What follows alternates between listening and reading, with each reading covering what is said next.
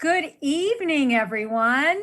Welcome to Book Passage. My name is Cheryl Bronstein. I am one of the event coordinators here at Book Passage, and I am thrilled to welcome you to our exciting program, Conversations with Authors. Thank you so much to our many loyal supporters out there who've been helping to keep our doors open and the business flowing during these past 19 or so months. It has not been easy, but we are here and we're standing strong, and we continue to bring amazing programs into the store and into your living room. Book Passage has two locations. We have our store in Corte Madera. We have our store in the Ferry Building in San Francisco. And both stores are open daily. So please come in, browse and shop. Buy the title tonight at our stores, and buy all your holiday books at our stores. Since we're talking holiday shopping, I want to mention about supply chain issues. They are real. We are all aware of them, and they do impact books. So please shop early. If you are out shopping and you see it, a book that you like, a beautiful book, a coffee table book, or any kind of hardback book, if you see it, please buy it. It will unlikely be available by mid-December. So we are urging all our customers to shop early. Book Passage has a very thriving business-to-business operation. We are happy to help all our business owners out there who are interested in purchasing in bulk books for your clients or for your staff. Book Passage can offer excellent discounts. We ship all over the world. So make your holiday shopping easy, and especially our book tonight, Activate Your Money. Let's see, can you see that? Let's see, let me get it. Can't quite get, there we go. Activate Your Money. This is an excellent book for many businesses out there. So this is just one of the many titles we can offer. So again, business owners, please call the store, ask for corporate orders, and we are happy to help you. And holiday parties, they're coming, and I think they're going to be in person. Isn't that exciting? So please, if you are interested in having a party at the bookstore, I mean, how amazing could that be? All your guests milling about, looking at books. How fun. You would just be the most amazing hero. So if you're interested in having your holiday party at Book Passage, again, call the store, say you're interested in having a party hosted there, and we will take great care of you.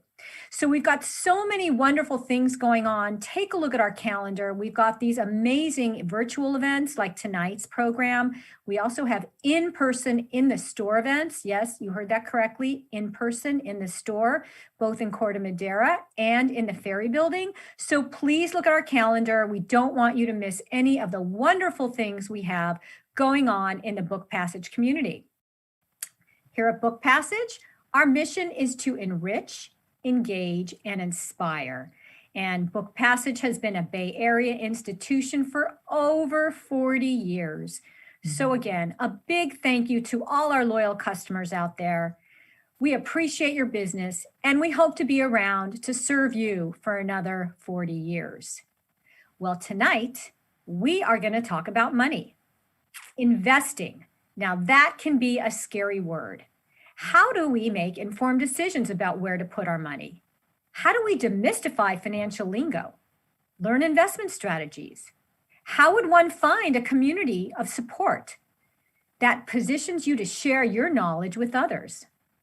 Well, unlike other investing books out there, Activate Your Money offers expert guidance, a uniquely women-centered approach, and a focus on doing good while doing well. Whether you are just starting out or already a seasoned investor, this book has something for you. Use it as a reference, and you can return to it again and again to build your knowledge, build your confidence, and value-aligned investment portfolio. Activate Your Money is more than putting your money where your values are. It offers a roadmap for ethical investing, regardless of how much money you make. This is a must-read book to make sure your financial portfolio is good for you and good for the world. Janine Firpo is a seasoned, value-aligned investor and social innovator. She has a long history of working at the intersection of women and their money. From Apple to the World Bank to the Bill and Melinda Gates Foundation, Janine has always found herself making an impact. Today, she supports women-led businesses and pioneers financial models through her role as the lead investor in the Next Wave Impact Fund and board chair of Zebras Unite. She is joined by Tanja Hester. Tanja has spent most of her career as a consultant to Democratic politics and progressive issue campaigns, and before that, as a public radio journalist. She retired early at the age of 38, lucky Tanja, documenting the process on her award-winning blog, Our Next Life. Tanya's been an outspoken voice in personal finance media community, which is why the New York Times called her the matriarch of women's FIRE movement, F-I-R-E. Her new book, Wallet Activism, will be launching later this month, and I know we will be carrying it at Book Passage. So it is a great honor and a privilege to bring this dynamic duo to our virtual stage. Please welcome Janine and Tanja. Hi. Hi there, good evening. Hi, Tanja. Hi, Janine. So I'm really excited to talk about your book because I think it's something that's so needed and addresses a lot of topics that really aren't covered. If you pick up pretty much any other business book out there, folks might make a little nod to responsible investing and then sort of move on. But you've dedicated a whole book to it. Can you just start out and tell us what inspired you to write Activate Your Money? Yes. So I started my career in technology. And after about 15 years doing that, I took a backpacking trip through sub-Saharan Africa. I saw poverty like I'd never seen it before. And I decided I wanted to find a way to live my life and to do my work in a meaningful way and to have an impact. So I crafted a second career of about 20 years doing international development and working in poverty. And when I was doing that about a decade ago, I realized I made these huge shifts in my life to live in integrity and have a life of purpose. And my money was working against me. My money was invested in things that were creating the very problems that I was trying to solve. And so I made a commitment to myself to figure out how to align all of my money, starting with my cash, going through all the different asset classes, and investing it in ways that supported the things I wanted to see in the world. And I've been through a series of financial advisors who were supposedly helping me get there, and none of them really did. So about 4 years ago, I retired, supposedly, and I took my assets back and I started doing this myself. And in the process of that, I realized, we've really gotten to the point where anyone should be able to invest their money this way. But it is so hard to find this information. It's so difficult to find any source that puts it all together and sort of gives us a roadmap that I decided somebody needed to do it. And so I decided to write a book. And so that's what I did. I wrote this book to make it easier for other people, particularly women, to invest their money and to invest it in meaningful ways. Yeah, so speaking about women, certainly the advice that you offer here and the guidance you offer on investments is something anyone could follow. It's not specific to women, but you clearly address the book to women. Tell us a little bit about why you made that choice. Because women have been so underrepresented in the financial space for so long. If you look, when I was thinking about writing this book, I did a lot of research looking at what else was in the market. I must have looked at 100 titles in the financial services space. And what I found is that most books on personal finance, and particularly those written for women, do not focus on investing. They tell us a lot of the basics, which are really important and valuable, like save your money, budget, make sure you're getting what you should as a salary, have a will, think about these different kinds of things. But when it comes to investing, a 300-page book, and I kid you not, because I counted has 30 pages on how to invest. And when we're told how to invest, we're told about stock funds, and that's about it. So I realized that we just weren't getting the information that we needed, and we're actually dissuaded by a lot of the media against investing. So if you look at articles that are written for women around financial services, 90% of them tell us to spend less money. 90%. 65% of them tell us that investing is hard. And if you look at articles that are written for men, 73% tell them to invest and grow their wealth. So we have just not been at the forefront of this. And most financial books are written by men with a male perspective. And we actually, when we have the opportunity to invest and we're confident as investors, we actually make different choices around our investments. So I also wanted to speak to that. Yeah, but men are welcome to read my book, as you suggested. I'm not dissing men in any way, and I'd love them to read it too, but I just felt like women deserved a book that was written for them.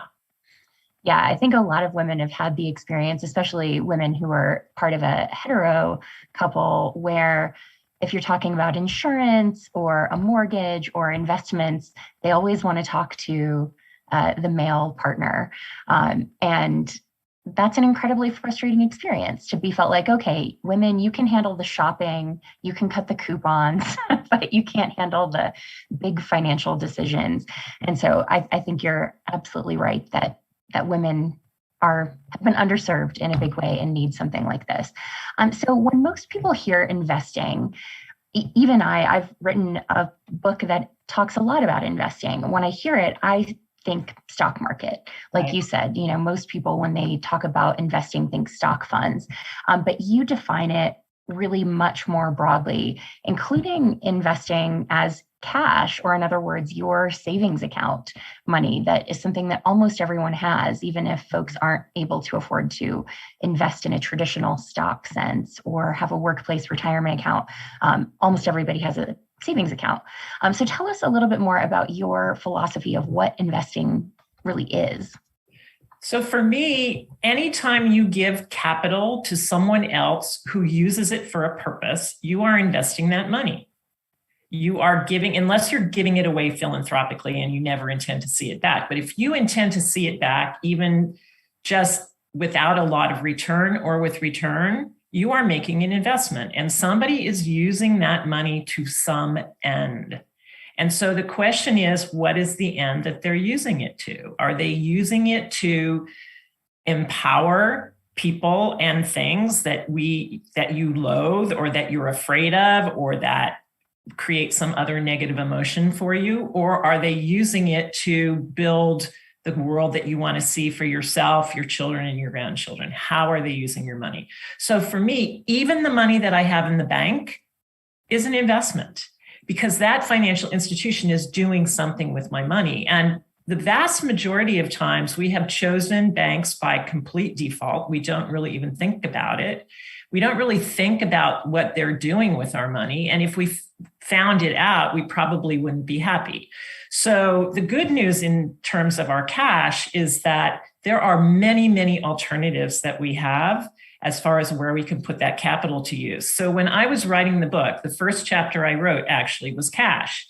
And in order to be able to write this book with integrity, I opened accounts at 4 different banks to go through the process, including a bank that was a fully online only bank. And what I discovered is there are so many options. So I've made choices to pick banks that are in my community that are actually using my capital to support female entrepreneurs, to provide loans to underserved populations, to people, help them get home loans, car loans, education loans, et cetera. And I actually get information from my bank on a somewhat regular basis telling me what my money is doing. And it makes me feel fantastic. So the banking issue is something anyone can do. Your money is safe. And in the book, I provide lots of guidance about how you can find banks that will align with your values, whether you want to find a bank that's supporting Black Americans, whether you want to find a bank that's supporting Native Americans, whether you want to find a bank that's focused on climate, agriculture, there's so many choices. But then on the other side, there's also, we learn a little bit about fixed income. We know something about public equities, but there's this whole category of investing called private investing, where you actually invest in private companies that most women don't know about, that they're afraid to enter into. And it's actually a really wonderful opportunity for diversifying a portfolio if you have enough capital to make this choice. But as our wealth grows, diversifying between stocks and bonds is actually a really great idea.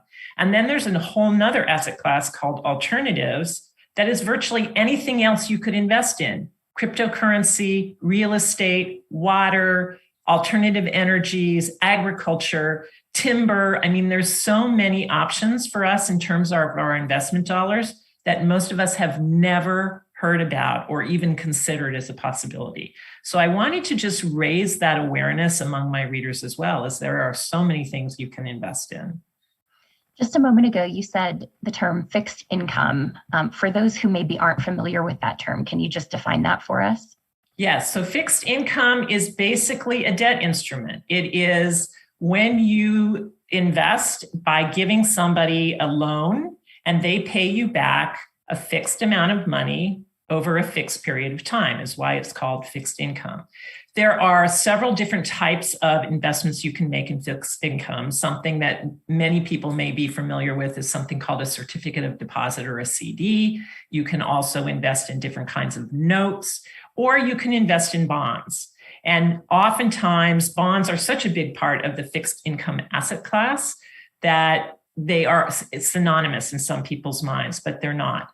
And a lot of people look at fixed income as a very staid, sort of boring asset class where you just park some money there to keep it safe and you don't get a lot of return.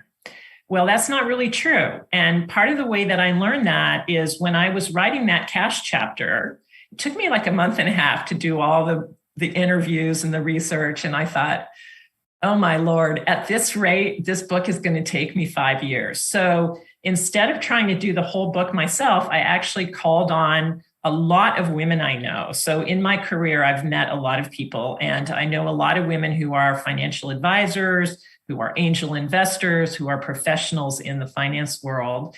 And I had them help me write this book. So I had about 40 or 50 women write chapters for me or portions of chapters for me. And then another group of women who reviewed chapters, gave me feedback, and I rewrote the book several times. I had about 150 people, primarily women, but a few men, help me write this book. And one of the people who helped me is a financial advisor who is also a bond nerd. And she wrote the whole chapter, the original version of the chapter on fixed income. And she taught me that fixed income is actually a really diverse asset class. There's a ton you can do in it. It is, if you want to go there, and it can be extremely risky if you want to take that kind of risk and play the fixed income market, the bond market, the same way you play the stock market, you can. And there's also a lot of values aligned options within that asset class that most people don't realize. There's green bonds and sustainable bonds and social bonds. It's much more diverse than I ever thought before. Yeah, for sure. As you're talking, I'm sure there are those who are listening who are thinking, oh, you're talking about wealth and you're talking about all these different forms of investing. And it feels like that's not for me. And I just think it's important to say this isn't necessarily just for really wealthy women at all.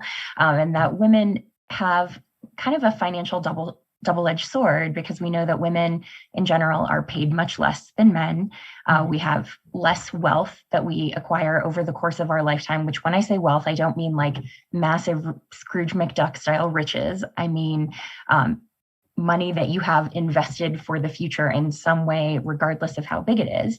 And then we live longer and we have to make it work, often without a partner in those later years, on smaller assets and having been able to save and invest less because we were paid less. And so I think that goes to what you were talking about of the importance of giving this advice to women. But I think just that reminder that it's not just for those who are already doing great. No, you're absolutely right. In fact, this is for any woman who considers herself a professional and who has some investable capital. It doesn't have to be a lot, or who really wants to have more investable capital over time. I mean, the other challenge that women face, in addition to everything you said, which I totally agree with you, is part of that wealth gap is our fear around investing. So only 9% of us, remember I told you that articles written for us, 65% of them tell us that that this is hard. Well, we believe that.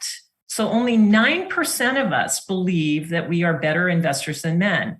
But here's the thing, when we do invest, we outperform them. In fact, I just heard a new statistic on this. It's kind of mind-boggling. So Fidelity looked at 5.2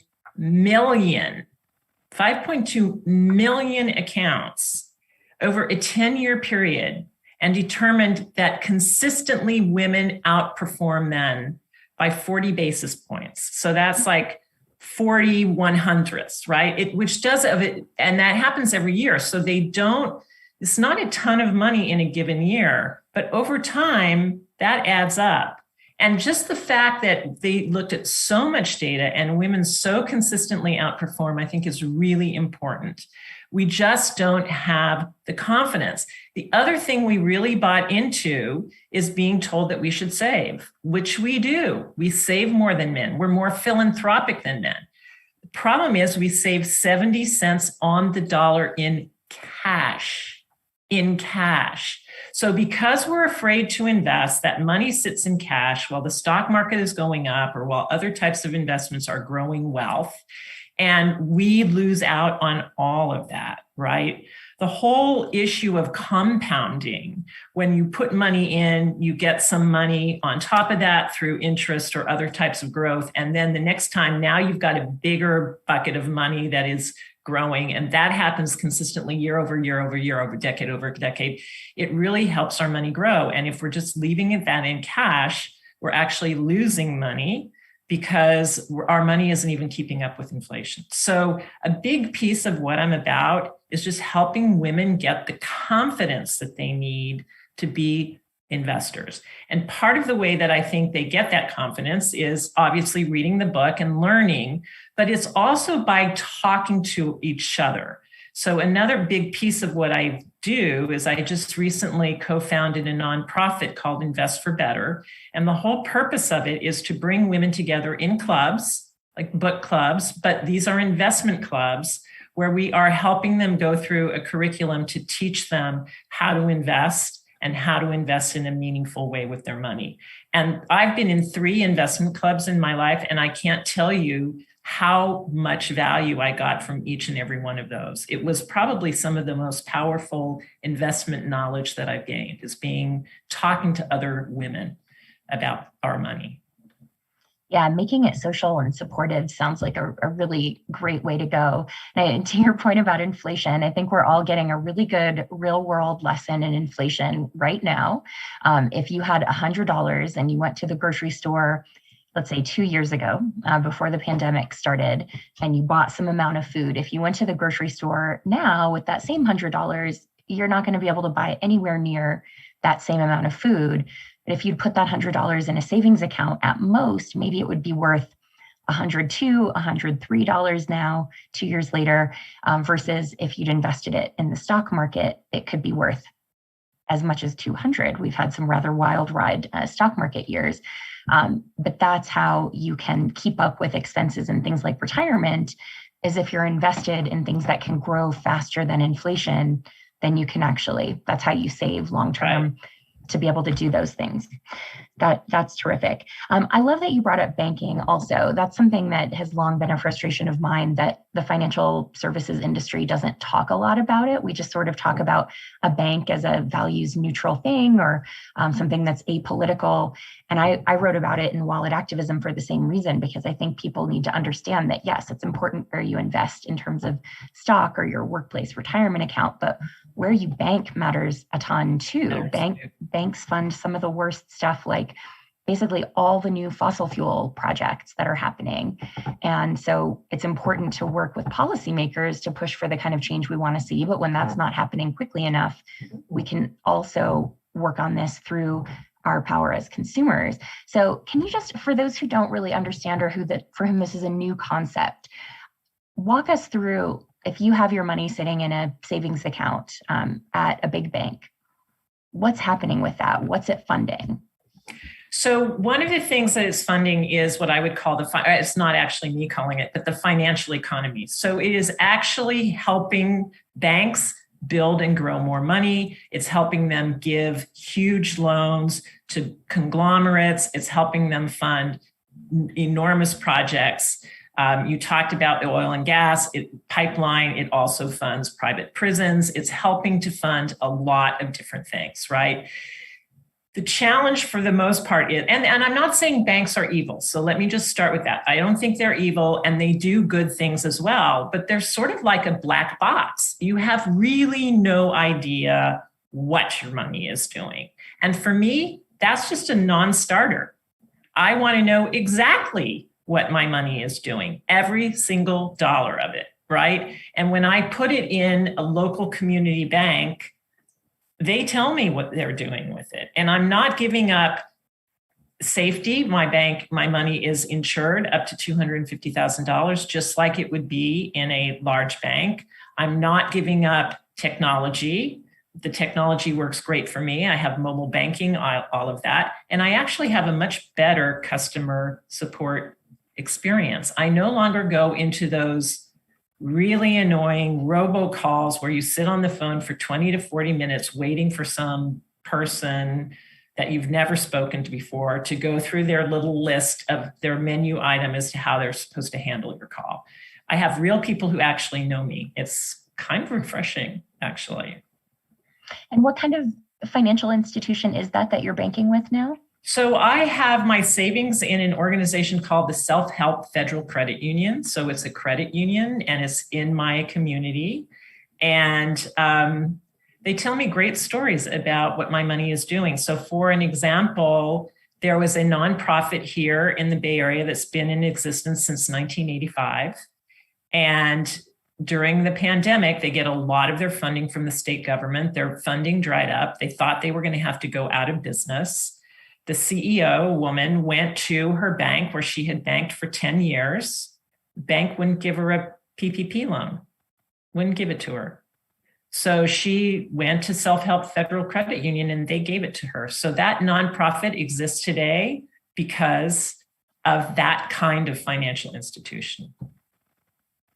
So there are credit unions. There are something called CDFIs, which are community development financial institutions. There are websites you can go to find these kinds of institutions in your area. I talk about them in the book. I also have a companion website called activateyourmoney.net that has a ton of tools. I have a YouTube channel with videos. So in the book, I'm really trying to help the reader get knowledge and then move to action. So each chapter ends with a take action component.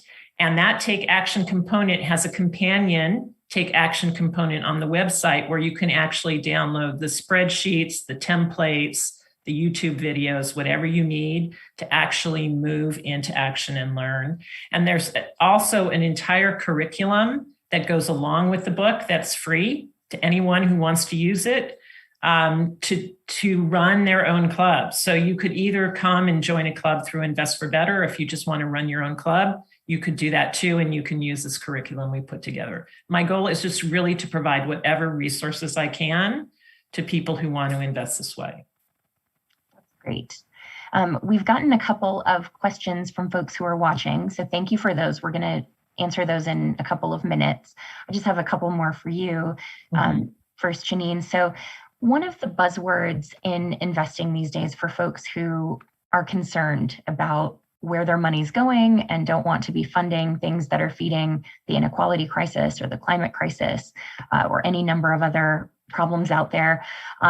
One of the buzzwords is ESG, or environmental, social, and governance, meaning theoretically, that the companies in a particular mutual fund or index fund have met a particular threshold of being environmentally friendly, or at least not harmful, for doing well on social measures and well on governance and especially transparency. But can you tell us a little bit about just ESG as a category, and then maybe after we can get to some of the issues that folks should be aware of? So ESG has become a way that many companies and funds are evaluated, if you will, as you mentioned, right? The first thing to recognize is ESG, when it's talked about, almost always is talking about the stock market. So again, there are many asset classes. And so what an asset class is really just a designation that identifies a type of investment has certain characteristics, like what kind of interest rate or return can you expect? What kind of liquidity do you have in this asset class? Which means how easily can you get your money out? So cash as an asset class is instant liquidity, losing money, basically. Fixed income, slightly tied up, a little bit better of interest rates. So each asset class is a category of types of investments. So all of this ESG conversation is directed toward the stock market, the public equities market. Some of it is directed toward fixed income. There are a number of rating agencies, like organizations like MSCI, Sustainalytics, et cetera, that actually have gone through a process of looking at literally hundreds of criteria and trying to determine, based on those criteria, a score for a company or a fund that says this is how they rate in terms of their environmental considerations, their social considerations, and their governance considerations. The challenge is that because there are so many criteria, the way each of these rating agencies prioritizes those criteria, and the ones that they choose to focus on means that their ratings turn out really, really differently. So there's no standardization with ESG scores. And currently, it's very difficult to tell whether a particular ESG score or rating is really valid or meets your criteria. So this is a concern for many people. The good news on this is several things. First of all, there are many people in this country and elsewhere who have been working on bringing standards to this for a long time, and they're getting closer. So I have friends who have done this professionally for over 20 years, and they tell me that they're getting closer to getting standards. They're also in Europe way ahead of us in this game, and they're starting to put policies and other kinds of things in place to move companies into a more standardized approach to this. And that will come to us too. But while we're waiting, a couple of things. First of all, there are great tools out there that can help you get under this for companies and for funds. And I highlight those in the book. So there are great tools like As You Sow, what you can actually see through that tool, what's in your portfolio. If it says it's fossil free, is it? They will tell you exactly what that fund holds and whether or not there are carbon companies in it. Is it gender diverse? They will tell you. So there's tools like that. There's Ethos, there's Just Capital. So there are many tools you can use to try to get under this.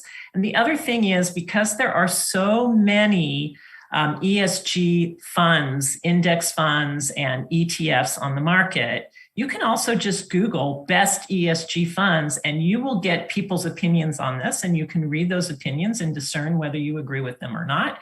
You can look at several different sources and cross-reference them and come to your own decision about what there is. So there's ways to get around this, even now. Yeah, I think the important thing for folks to know just off the bat is that ESG, as you said, is not a regulated term currently. We hope that it soon will be, but it's a little bit like saying that your food product is all natural or the product that you're offering is sustainable. It may or may not actually be that. So it's important to do a little homework. For most folks outside of things like a savings account. Their primary investment opportunity of any size is going to be their workplace retirement account. That's the place where we know from data most people are investing. And so if someone is inspired by this conversation, they read your book, and then they say, okay, I looked at my options at work and all the funds they're offering me are terrible. They all contain fossil fuels. They all contain conflict minerals. They contain gun makers. They contain all these things I don't want to be a part of funding. What advice would you give to folks in that situation? So I actually agree with you so much about the importance of a retirement fund that I wrote a whole chapter on our retirement funds. So if you are in a situation, and this is very common in many companies where there's not a lot of choice that is socially responsible within your retirement account, I have written how you can start working with your company and with people in your company to change that. So the first thing is being able to be aware of what you have and to be able to show that to the folks that are responsible for these kinds of funds at your company and to start advocating for them to give you more. The other thing is, and I do really believe in retirement funds and definitely getting any matches that you have, but you also have the possibility of moving assets out of certain types of retirement funds into other types that you have more control over. So even something like an IRA will let you, if you put it with a custodian like a Vanguard or a Schwab or a Fidelity or whoever, you have a lot of options within those accounts to make choices. So if you have an IRA or a SEP IRA or a Roth IRA or anything like that that you control, you can actually find a lot of choices that are aligned with what I'm talking about on all of these different platforms. And the great news is because it's in a retirement account, you can move that money around as much as you want without getting hit with capital gains. It's only when you take the money out that you have a challenge, right?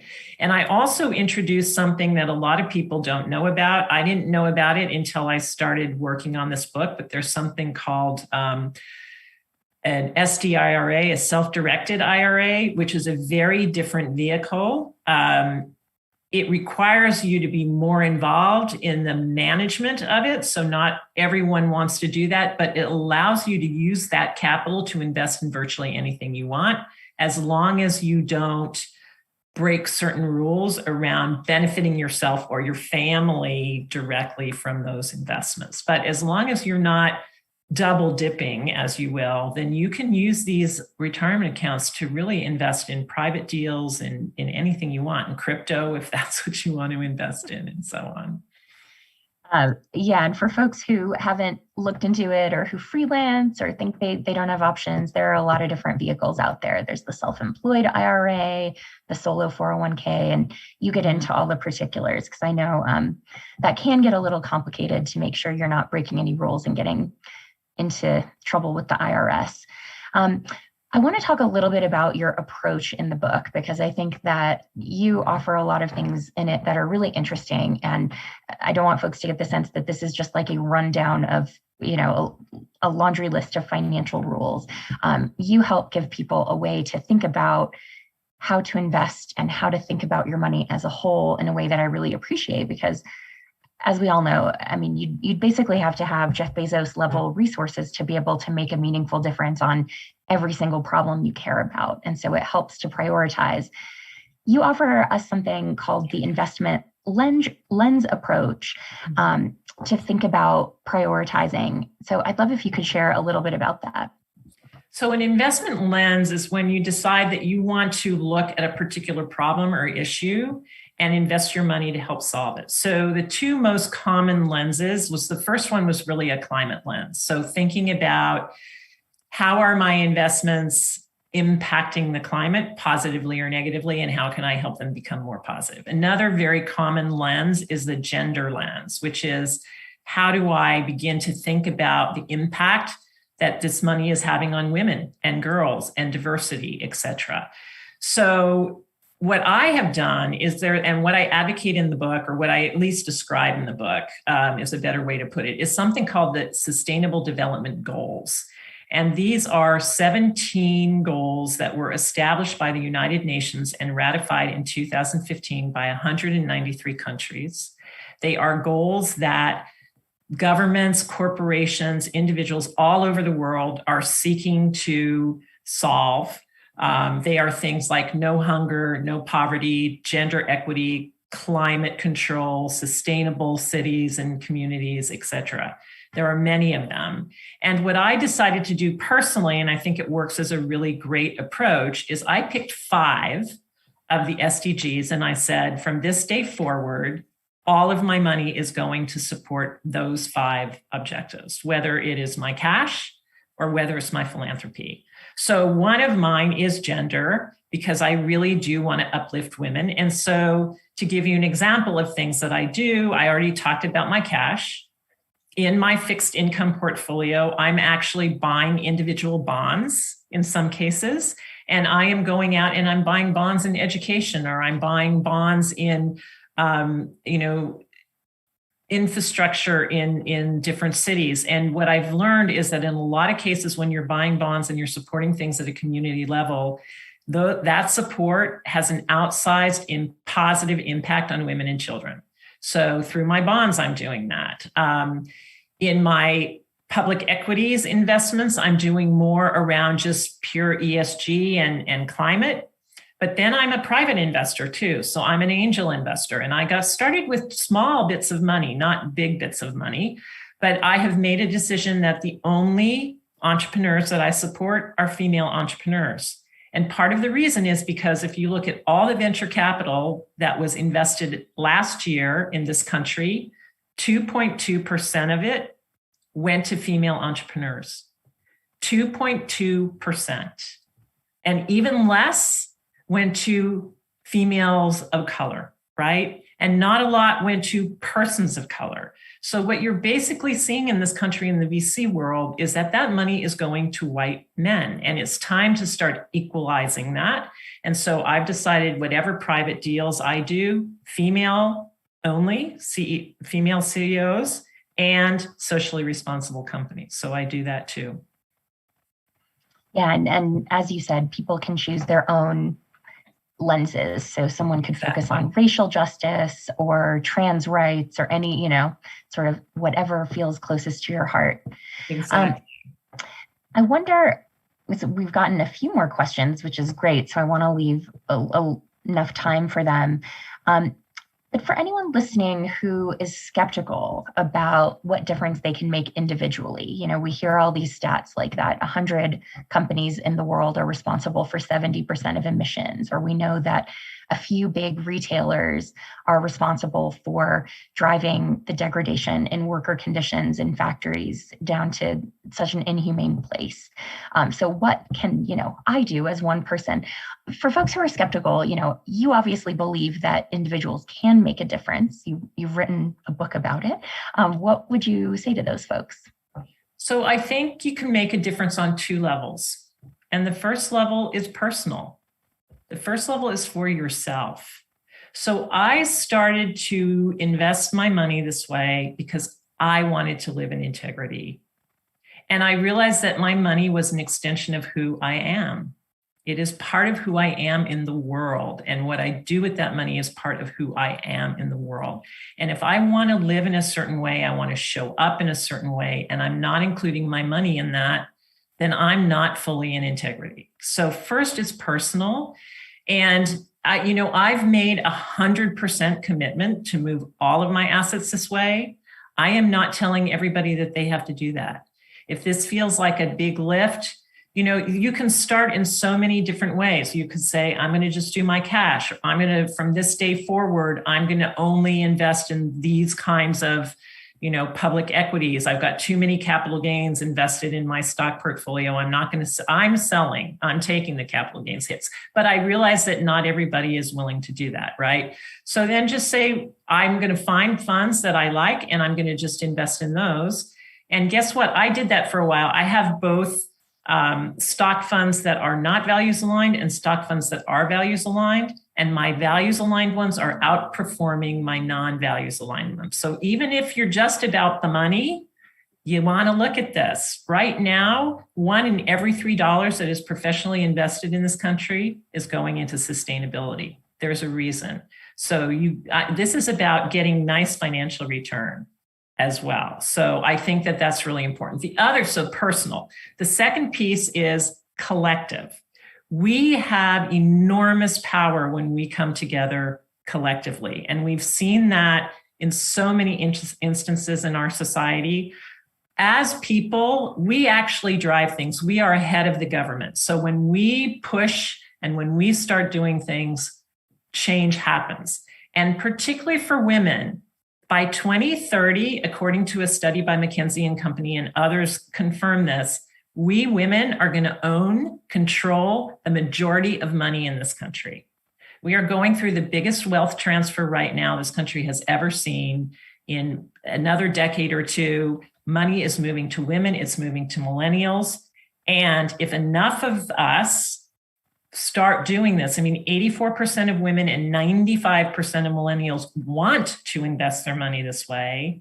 Nobody was telling them how. I'm hoping this book helps tell them how. And if enough of us do this, power goes where money flows, and we are going to have the money. So we have the opportunity to step into a power that we have never had before. And guess what? It matters. It matters a lot. We collectively control a lot of money. So personal and collective. Yeah, absolutely. Well, let's go to some questions from the audience. And just a note for folks listening, I've seen a couple of questions in here about purchasing decisions. Not to plug myself too much, but Wallet Activism is a great book for that, out next Tuesday. And let's talk Tanja, plug yourself. Go ahead and answer that question, and feel free to plug yourself, because I think what you're doing is great. And you and I are very aligned on this, and the awareness that our money matters. And I love that what your book does. Mine is really super target focused on investing, but yours talks about our money much more broadly than that. And you go into things like how we shop and how we work and so many things. So if you want to address that question, go for it. We'll see if we have time at the end, but thank you for that. Let's go into some of the things that you've focused on. So, there's so many good ones to pick from. Let's go to one. An audience member says they are very interested in your knowledge of bringing people out of poverty, in particular, which I know is something that you've worked on a good deal. Could you share, please, a couple bits of wisdom or a referral to resources? All right. Well, that one really depends on where we're talking about poverty, right? So a lot of my professional work was actually internationally. I worked across sub-Saharan Africa. I worked in India and all over Southeast Asia. So if your goal is to help poverty in other parts of the world, one of my favorite tools is actually a website called Global Giving. It's awesome. What you can do with Global Giving is you can make philanthropic contributions to small nonprofits in country. So a lot of times when we give money to these big mega nonprofits, a huge amount of the capital that we're donating right off the top goes to people's salaries. The amount of money that actually goes into the work is relatively small. But when we give money to nonprofits that are actually in country, that are driven and run by local people, our money goes so much farther, right? Let's say you make a $200 donation here. That feels small. When you make a $200 donation in a country like Uganda, where their average income is $350 or $400, that's a lot of money.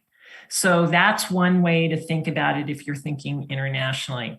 If you're thinking about poverty here domestically, then again, there's many ways to give philanthropically. And I don't believe that investing is the solution to everything. But that's one thing to do. You can also look, if you do want to do some investing, you can look at putting your money into microfinance, which is a type of banking that gives small loans from anything from $50 to a couple $100 to people who are poor. to help bring them out of poverty. Microfinance happens here too. The dollar sizes are larger.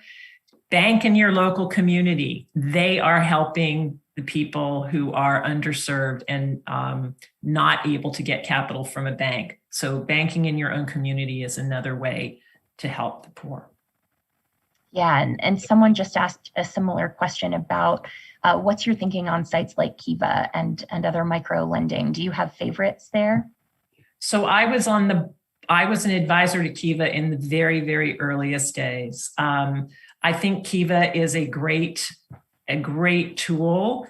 You are not going to see a return on that investment, but in terms of your money going into it and having that money regenerated is great. I spent a significant part of my career, over a decade, in microfinance, so I think a lot of microfinance. There are other ideas in the book, but yes, I love Kiva. Great. Okay. Thank you for that. How do you identify the worthwhile and valid in-country small NGOs who will use your donation responsibly and effectively? And do you mind if I jump in here for 1 second? No, go ahead. But let me say that, yeah. Again, Global Giving, they've done the vetting. You can't get on Global Giving unless they've done the vetting on you. So it's a great resource for that. But go ahead. Thank you.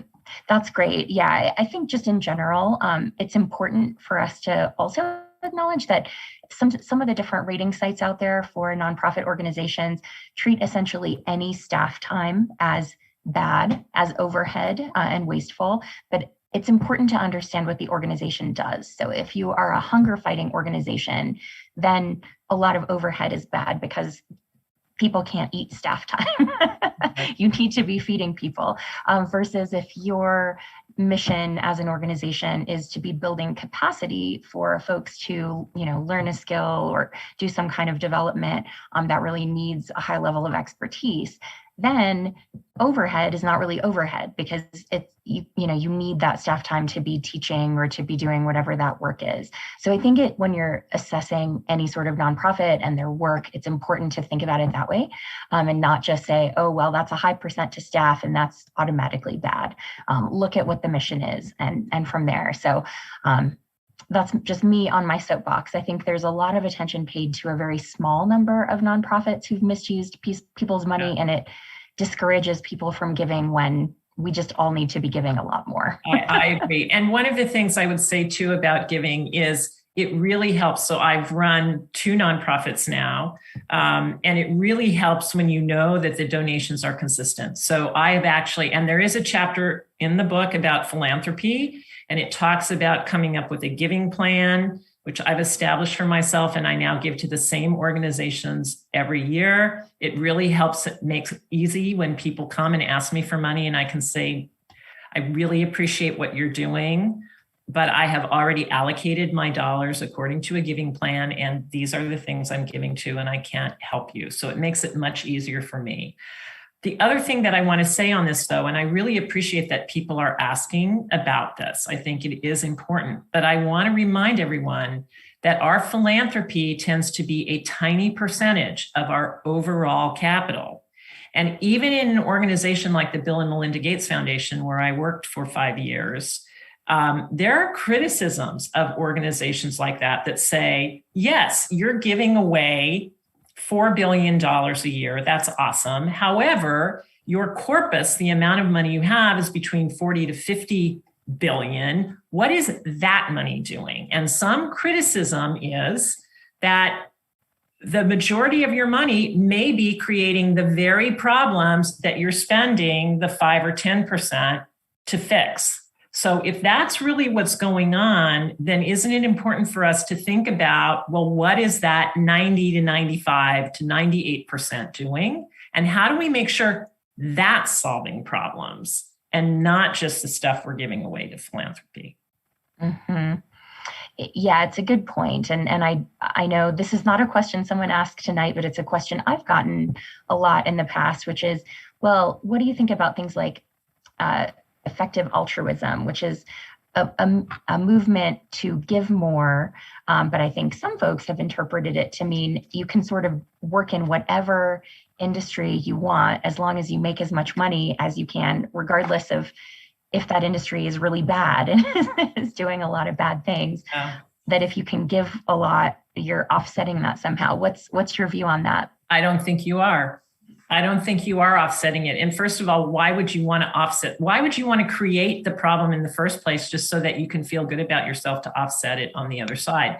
And usually the offsetting is not as big as the problem creating either. And this whole concept of it's called two-pocket thinking. And two-pocket thinking is I have one pocket whose goal is to maximize return at any cost. I don't care. And the other pocket is to go out and do good. Well, that maximizing return at any cost has not always been the philosophy of this country. That came to be that shareholders were the only thing that mattered. That was Milton Friedman 70 years ago. That is not something that we have to buy into. And I'll tell you that most of the women I talk to, they don't buy into it. Most of the women don't actually want to even go there. They want their money to do things that are meaningful. They want their money to be supportive of the world. And so I think that it's really important to ask ourselves, how can we be in integrity across the board? Or at least that was the question that I asked myself. And I put that out there to other people to ask themselves too. I'm not telling anybody to do anything, but I'm just suggesting you may want to consider that. Super. Do we have time for one more quick question? Yes. Great.